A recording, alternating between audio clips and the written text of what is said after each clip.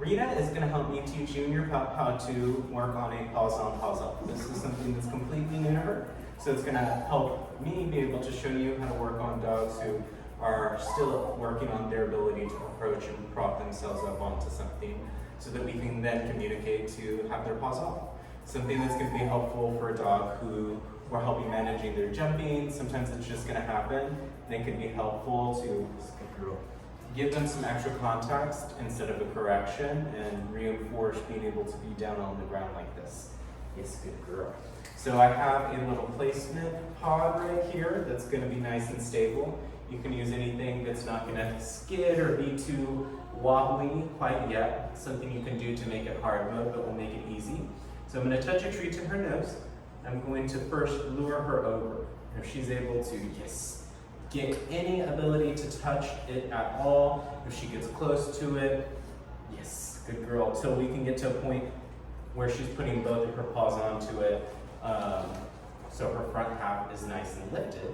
And then we can start working on luring her off of that little placement pod. So again, we're going to take a treat, lure it about directly over. Yes, good girl. The object you're having your dog try to prop themselves on. And then you're going to take another treat after you mark, praise, and reward when they're successful with that to lure them off and away.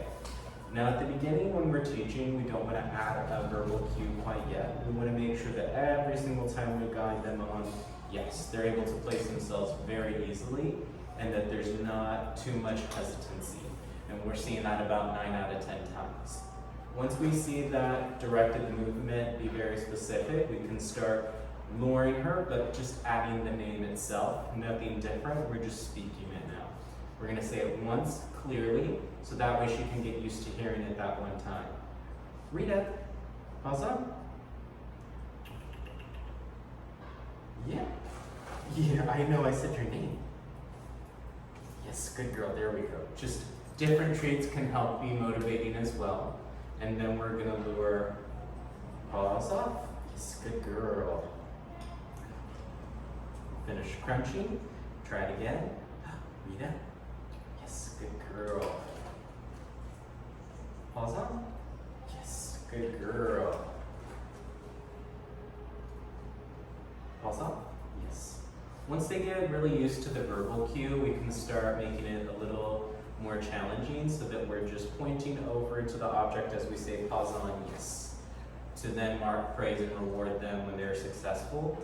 And then when we're ready to start adding a visual cue for paws off, we're going to use one hand to lure them paws off as we reach our other hand up. And eventually it's going to be both hands up, something that people tend to typically do when a dog jumps up on them.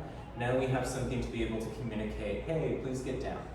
The better that they get, we don't want to just reward them for getting down and on the ground, or if their paws are connected to it. We're also going to reinforce the time spent there. For example, I'm going to call her paws on. Yes, good girl. And then paws off. Yes. We want to mark right away to let them know that they did the right thing to get off. But we're going to wait a few seconds to now reward them, so that way they can see it's not just about getting down, but it's staying down. And all of that value is implied before they receive the treat. So they're not thinking jumping on us and getting down is what we're looking for, but it's getting down. And then we can reinforce better behaviors. Yes, like them just being calm. They don't have to be sitting, they don't have to be laying down. Sometimes we just want our dogs to not be too jumpy or pawsy.